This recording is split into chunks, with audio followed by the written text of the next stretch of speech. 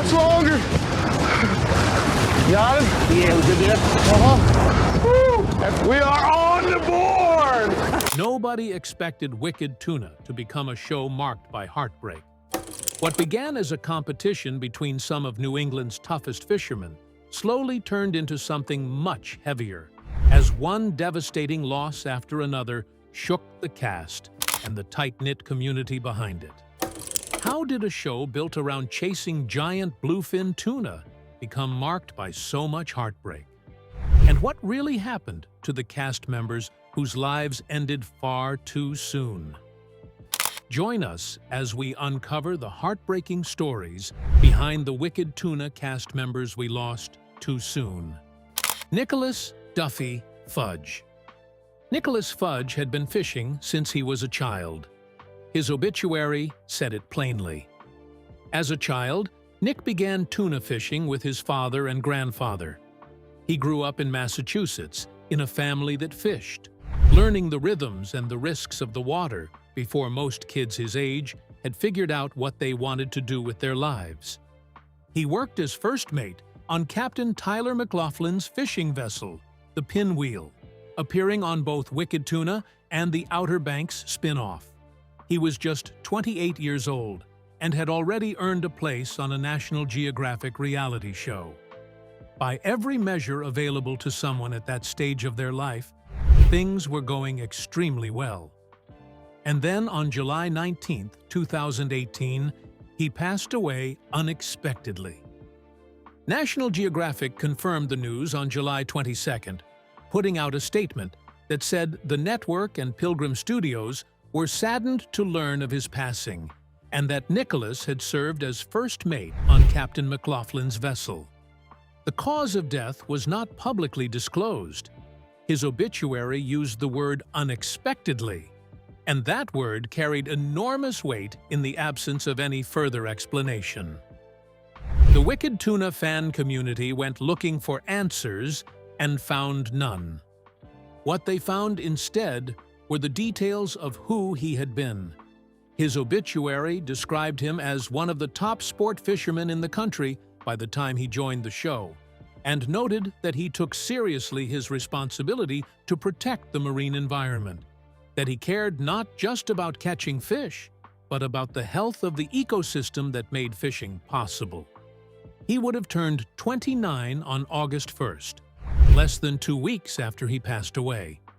The show held a moment of silence on Twitter during the episode that aired after his death, and fans flooded the tribute with messages. The Wicked Tuna community was still processing the loss of Fudge when 2018 delivered another blow. Just 5 months later, in December, the spin-off show lost its second cast member of the year, William "Will-Billy" Hathaway. December 15th, 2018 is the date that the Ocean City, Maryland fishing community lost one of its own, and the date that Wicked Tuna, Outer Banks, lost its second cast member in a single calendar year. William Hathaway, nicknamed Will-Billy, was 36 years old.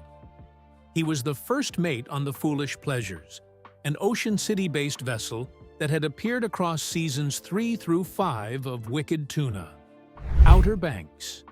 He was known in the fishing community around Ocean City as someone who would brighten the day of anyone he met. 3 months before he died, William Hathaway and his wife Mary had their first child, a daughter named Molly Jean. He was, by every account, completely over the moon about being a father. Friends who knew him said that his wife and his newborn baby girl were what he was most proud of. On December 15th, he was driving his Toyota pickup truck in Salisbury, Maryland, when another driver made a sudden turn in front of him. He swerved to avoid the collision and went into a ditch. He called his wife right after it happened. He told her what had occurred and assured her that he was okay. She heard him tell concerned passers-by that he was fine and didn't need any help. By the time EMS arrived, he was not breathing. He was found slumped over the center console, unresponsive. Investigators later determined that the airbags in his truck had never deployed. he was taken to Peninsula Regional Medical Center and pronounced dead. The fishing community around Ocean City immediately set up a fundraiser for Mary and baby Molly Jean. The goal was $250,000, enough to give a widow with a 3-month-old daughter some time to breathe, some time to grieve, without also having to immediately solve the financial logistics of being a single parent. Within the first day, they had raised tens of thousands of dollars from people who had mostly never met William Hathaway in person, but who had watched him work on their television screens and felt the loyalty of someone who has rooted for a stranger. National Geographic released a statement expressing condolences and acknowledging his unexpected passing. The Wicked Tuna official channels asked fans to keep the family in their thoughts. The next 6 years passed without another tragedy in the main cast. And then 2024 arrived, and it happened again. But this time, the circumstances were even harder to process. So, what happened this time around? Captain Charlie Griffin. Captain Charlie Griffin had been fishing the waters off North Carolina for his entire adult life. He was 65 years old, a father, a captain, and someone who the Outer Banks community described in the days after his death with the warmth that accumulates around a person who has shown up consistently and kindly for a long time. He was the captain of the fishing vessel Reels of Fortune and had appeared on seasons 2 through 5 of Wicked Tuna. Outer Banks, the spin-off that ran for 8 seasons from 2014 to 2021. One of the things that made his Wicked Tuna story particularly compelling was that he fished side by side on the show with his only child, Jake. He also won the bluefin fishing competition among all the captains in Season 4. On the night of Sunday, March 3, 2024, Charlie left Virginia Beach on a 30-foot recreational vessel called the Good Run, along with a 36-year-old man named Chad Dunn. They were heading to a marina in Wanchese, North Carolina for repairs, a routine intercoastal trip, the kind of thing experienced mariners make regularly.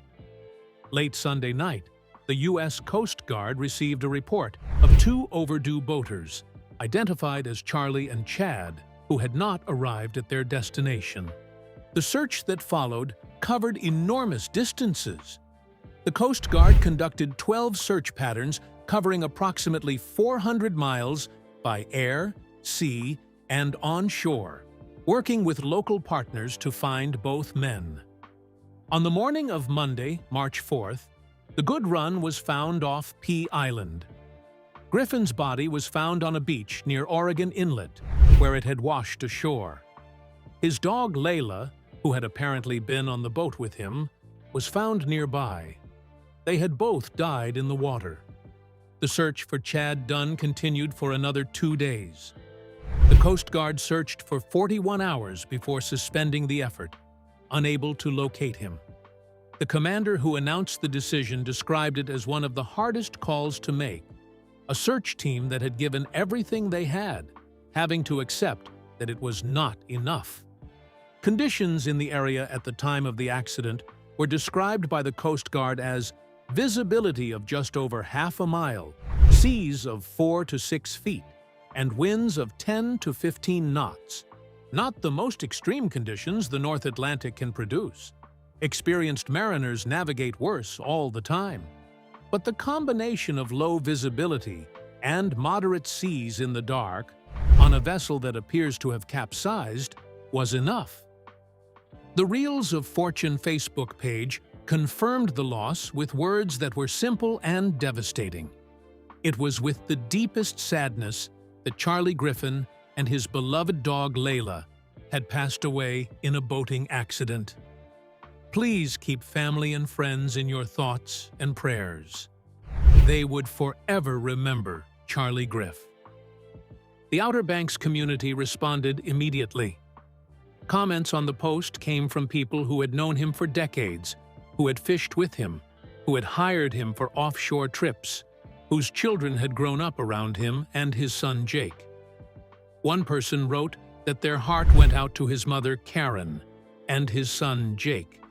Another remembered taking a group of friends offshore fishing with him years before. National Geographic and Pilgrim Media Group released a joint statement describing Charlie as a spirited fisherman with a big heart and expressing their condolences to his family and fellow cast members.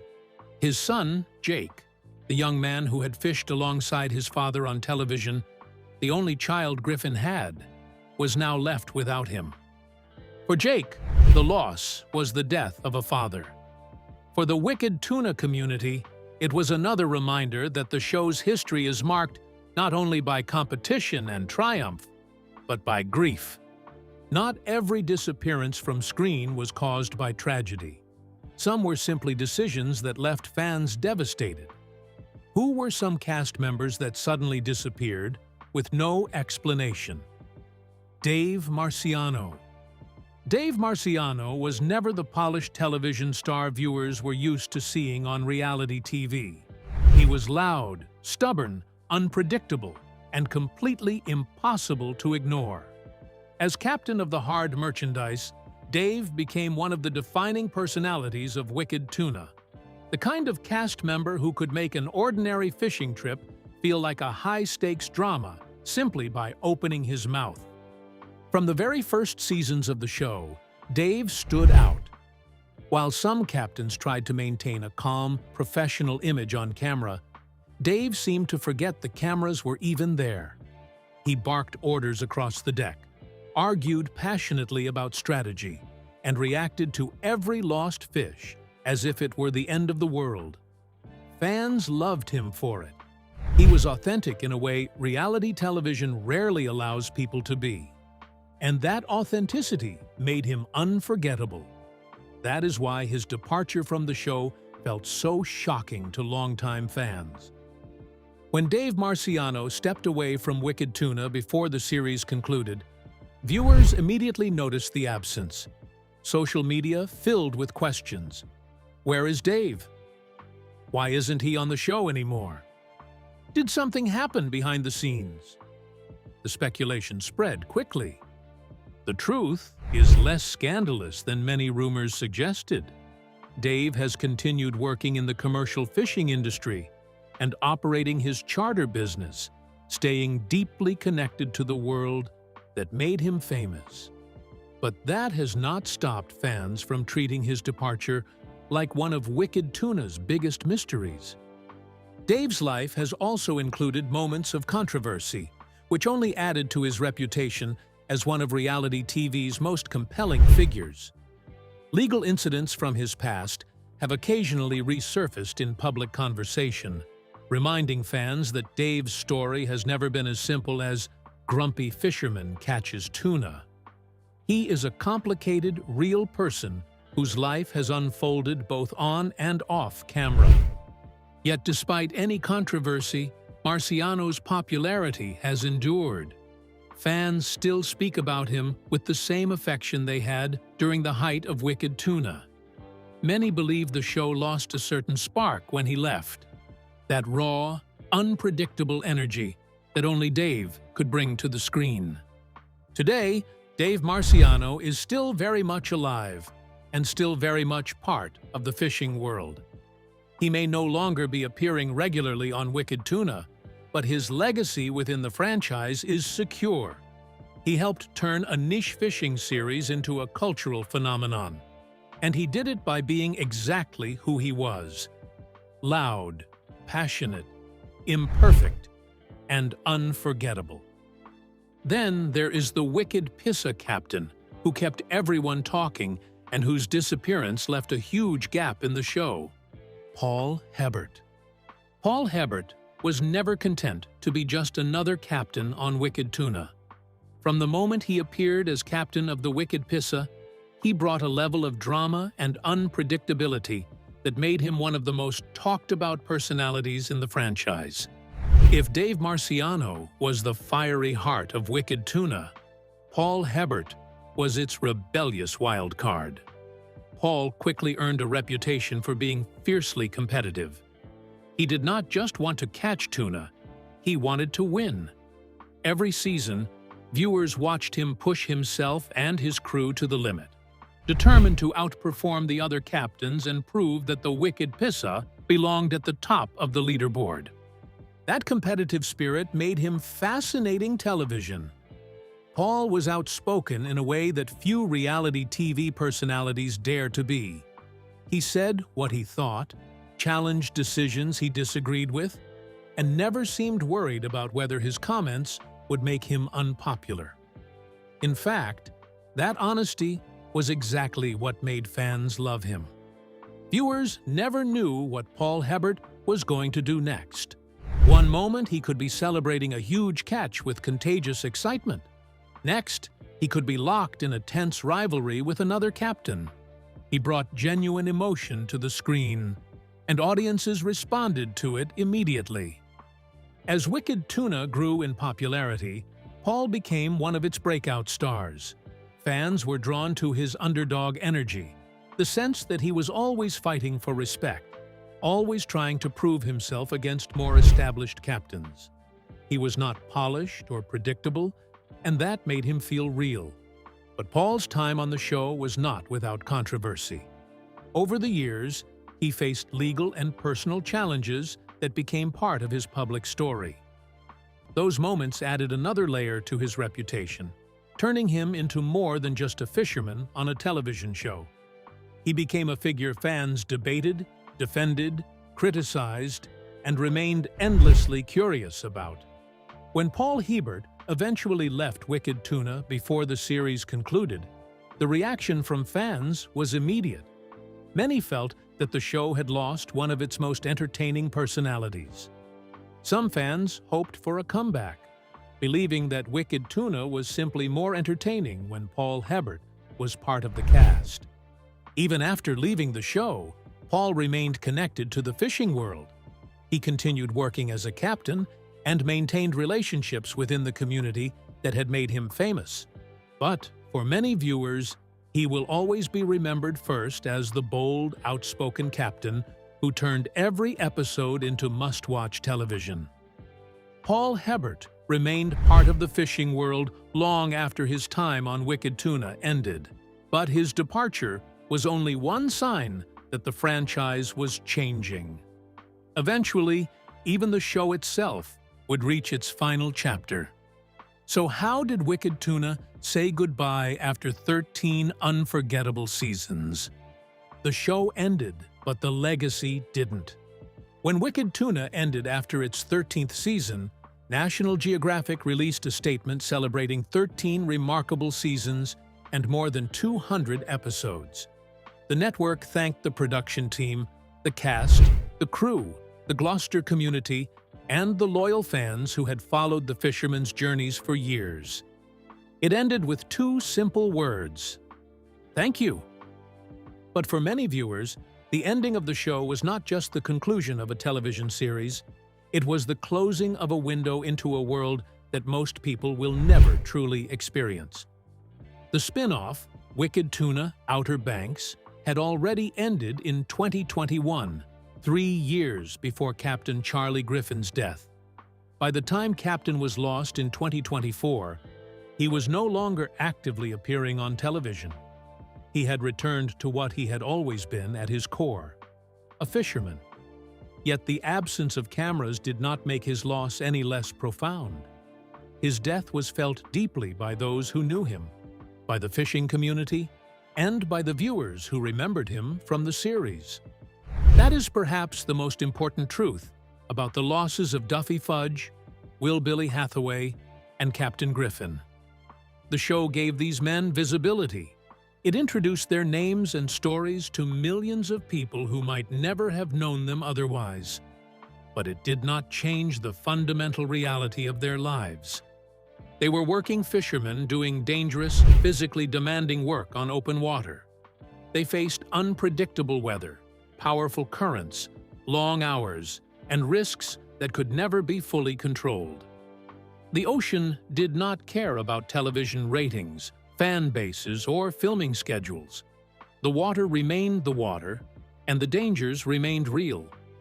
The cast members the show lost came from different backgrounds, lived different lives, and left behind different families and friends who loved them deeply. Yet they shared a common identity. They were people who felt most alive on the water. They chose a profession that many people admire from a distance, but few truly understand. Commercial fishing is not simply a job in places like Gloucester and the Outer Banks. It is a culture, a livelihood, and a tradition passed down through generations. The executive producer of Wicked Tuna once described the Gloucester fishing community as generational and unique, built around fishing in a way few other places on the East Coast can claim. The same is true of the Outer Banks, where families have relied on the sea for centuries. That generational thread was visible throughout the series. Duffy learned the trade from his father and grandfather. Captain Griffin fished alongside his only child, Jake, continuing a legacy that stretched beyond a single lifetime. In every episode, beneath the competition and the excitement, Wicked Tuna was telling a deeper story. Not just about catching bluefin tuna, but about families, traditions, and people whose lives were inseparable from the water they loved. So here is what this story really makes you think about. When you watch a reality show about people doing genuinely dangerous things, is there a part of you that forgets the danger is real? And after learning about Duffy, Willbilly, and Griff, does it change the way you watch the episodes that are still on National Geographic right now? Share your thoughts with us in the comments section. Remember to like, share, and subscribe for more.